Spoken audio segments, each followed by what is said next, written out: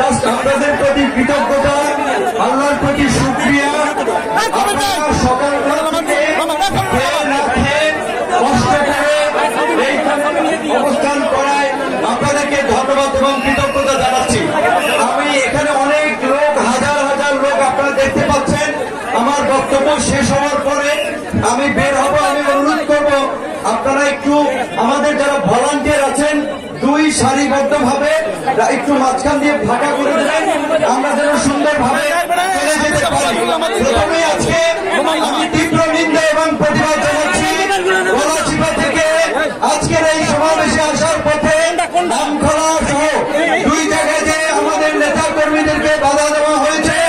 আমি অনতিবিলম্বে পটুয়াখালী জেলার পুলিশ সহ প্রশাসনকে অনুরোধ করব এই যারা সমাবেশে আসতে বাধা দিয়েছে, নতুন ফাঁসিবাদী শক্তি, এদেরকে চিহ্নিত করে এদের বিরুদ্ধে ব্যবস্থা নিন। আপনারা এই ধরনের ফাঁসিবাদী আচরণ যদি করেন আপনাদের পরিণতি আওয়ামী লীগ, ছাত্রলীগ, যুবলীগের মতো হবে। শেখ হাসিনা খুব অহংকার করে বলেছিল আমি শেখ মুজিবের কন্যা, আমি দেশ ছেড়ে পালাই না। কিন্তু এই দেশের জনগণ যখন রাস্তায় নেমে এসেছে শেখ হাসিনা টিভি রাস্তায় থেকে পালিয়েছে। গত দেড় দশক ধরে ফাঁসিবাদের বিরুদ্ধে আন্দোলন হয়েছে, সরকার বিরোধী আন্দোলন হয়েছে, রাজনৈতিক দলের নেতা কর্মী আন্দোলন করেছে। শেখ হাসিনার পতন ঘটাতে পারেন নাই। ছাত্র জনতা, সাধারণ মানুষ যখন রাজপথে নেমে এসেছে, বুলেটের সামনে দাঁড়িয়ে গেছে, তখন শেখ হাসিনা এবং স্বৈরাচারের পতন হয়েছে। গত 53 বছরে এই দেশের মানুষ অনেক স্বৈর শাসক, অনেক ভোটাধিকার হরণকারী, ভোট ডাকাত, প্রাচীর শক্তিকে দেখেছে। পরিষ্কার কথা, এই দেশের তরুণরা বারবার রক্ত দিয়েছে, জীবন দিয়েছে। কিন্তু আগামীতে এই দেশের তরুণরা কারো ক্ষমতায় সিঁড়ি হওয়ার জন্য রক্ত দিবে না, জীবন দিবে না। এই দেশের তরুণরা কারো লাঠিয়াল বাহিনী হওয়ার জন্য জীবন দেবে না, রাজপথে নামবে না। এই দেশের তরুণরা আগামীতে নতুন বাংলাদেশ বিনির্মাণ করার জন্য, নতুন রাজনীতি প্রতিষ্ঠা করার জন্য, নতুন ভাবে নেতৃত্ব দেওয়ার জন্য সংগঠিত হচ্ছে। পরিষ্কার কথা, এই যে আমরা রাষ্ট্রের কর্তৃত্ববাদী আচরণ আমরা বিগত সরকারগুলোর কাছে দেখেছি। আমাদের বিচার বিভাগ, আমাদের প্রশাসন, এমন কোন প্রতিষ্ঠান নাই যেটাকে আমরা জনবান্ধব বলতে পারি। আজকে গণমাধ্যমের ভাইরা ভালো করেই জানে, খবর প্রকাশ করার কারণে তাদেরকে লাঞ্ছিত হতে হয়, অপমানিত হতে হয়, হামলার শিকার হতে হয়। কাজে এই যে স্বাধীন সাংবাদিকতার এইটাও নিশ্চিত করতে হবে, বিচার বিভাগের স্বাধীনতা নিশ্চিত করতে হবে, জনবান্ধব প্রশাসন গড়ে তুলতে হবে, নতুন রাজনীতি গড়ে তুলতে হবে। তার জন্য এই ছাত্র জনতা কাজ করবে। এই রাষ্ট্রের সংস্কারের জন্য আমরা যেটা দেখতে পাচ্ছি, অল্প এই কিছুদিনের মধ্যেই শেখ হাসিনার স্বৈর শাসনের পতন হলেও নব্য একদল দখলদার, চাঁদাবাজ, লুটপাটকারী, মাস্তান বাহিনীকে আমরা এখন দেখতে পাচ্ছি। জনগণটাই মাস্তান বাহিনী, লুটেরা, দখলদার, চাঁদাবাজ, এই নব্য গজিয়তা মাফিয়াদের বিরুদ্ধে আওয়ামী লীগের মতো ঐক্যবদ্ধ হতে হবে।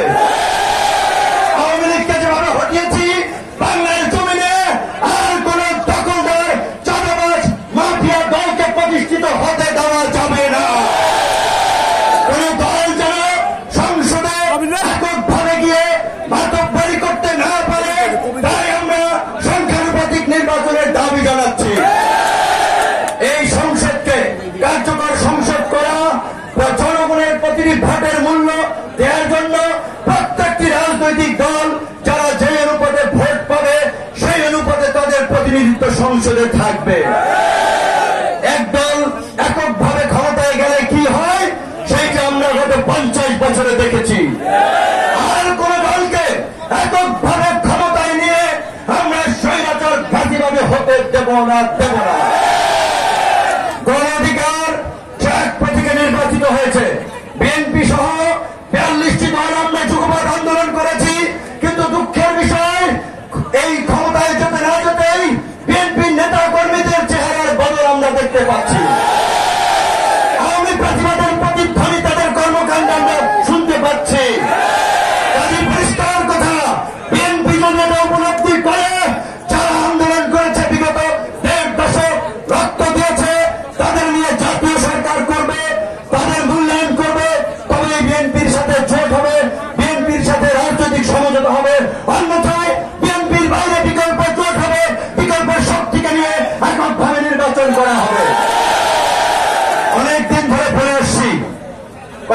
সেই ঐতিহাসিক শেখ সাহেবের কথার মতো চোরায় নাহি সরে ধর্মের কাহিনী বারবার বলে আসছি।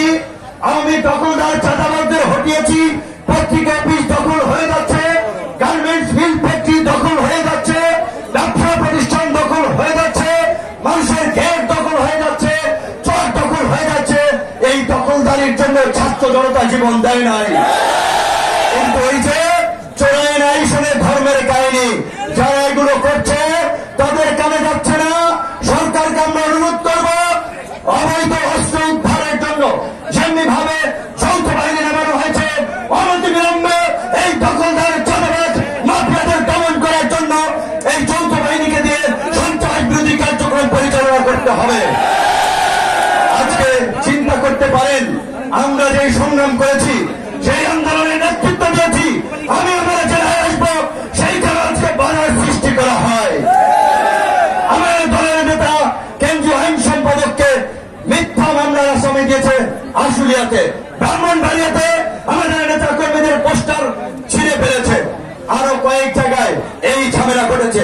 আমার খালু লাউকাঠি যাত্রায় থাকে, ইউনিয়নের পার্টি নেতারা সাথী নেতারা তাদেরকে হুমকি দিচ্ছে।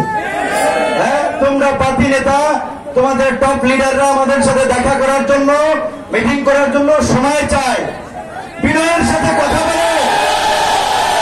আর ইউনিয়ন উপজেলা পর্যায়ের জেলা পর্যায়ের পার্টি নেতা সাথী নেতা সেই সেফাতুল্লাহর মতো বললে জুতালিক মুজালিক সেই রকম টাইপের নেতা যাদের আজকে পাখনা বাজিয়েছে, পাখনা ভেঙে যাবে, পরিষ্কার ভাবে বলে দিচ্ছি। একেবারে সুতার মতো সোজা করে ফেলাইছে ছাত্র জনতা। কোন দখলদার ভাস্তান চাঁদাবাজের জায়গা এই নতুন বাংলাদেশে হয় না।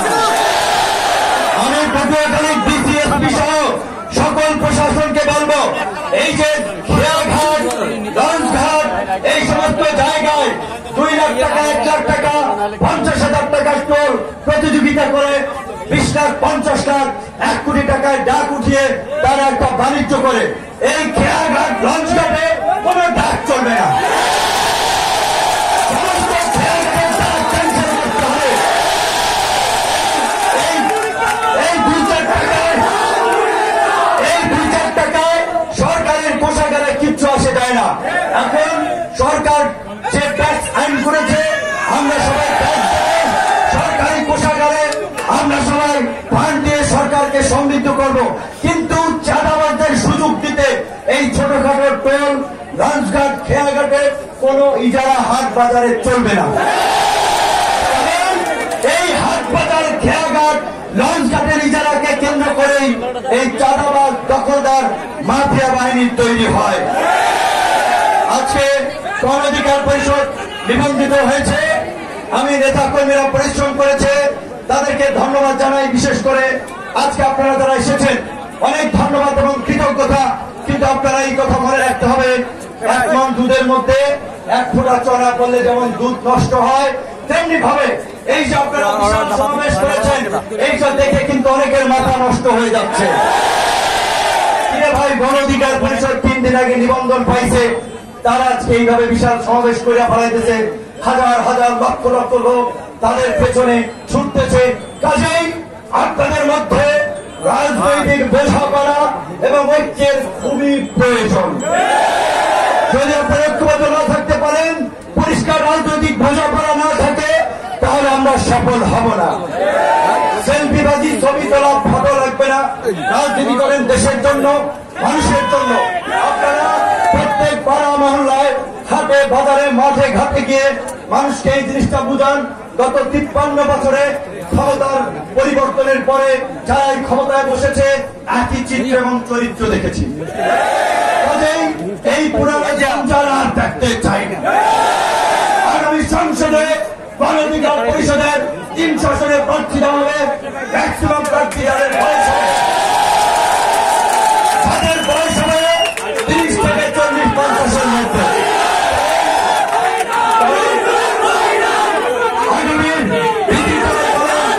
স্মার্ট বাংলাদেশ বলেন, তার জন্য তরুণদেরকে সংগঠিত হবে। কাজেই যারা এমপি নির্বাচন করবেন, উপজেলা নির্বাচন করবেন, পৌরসভা নির্বাচন করবেন, এখন থেকে জনগণের কাছে যেতে হবে, জনগণের কাছে নিজেকে তুলে ধরতে হবে। 10টা মোটরসাইকেল নিয়ে শোডাউন দিলেই জনগণ আপনাকে ভোট দিবে না। পায়ের উপরে পা ফেলাইয়া সিগারেট টানলেই কিংবা 50 জন ছেলেপেলেকে নিয়ে রাউন্ড দিলেই জনগণ ভোট দিবে না। জনগণের জন্য কাজ করতে হবে, জনগণের মনে জায়গা করে নিতে হবে, সেটা কাজের মাধ্যমে। কাজেই ছাত্রলীগ, যুবলীগ, আওয়ামী লীগ যে ফ্র্যাঙ্কেন স্টাইলে রাজনীতি করেছে, আপনারা যদি সেটা অনুসরণ করেন, আপনারা জনগণের দ্বারা প্রত্যাখ্যাত হবে। আপনাদের প্রতি অনুরোধ থাকবে, আপনারা জনগণের সমস্যা নিয়ে কথা বলেন, জনগণের পাশে থাকেন, জনগণের জন্য কাজ করেন।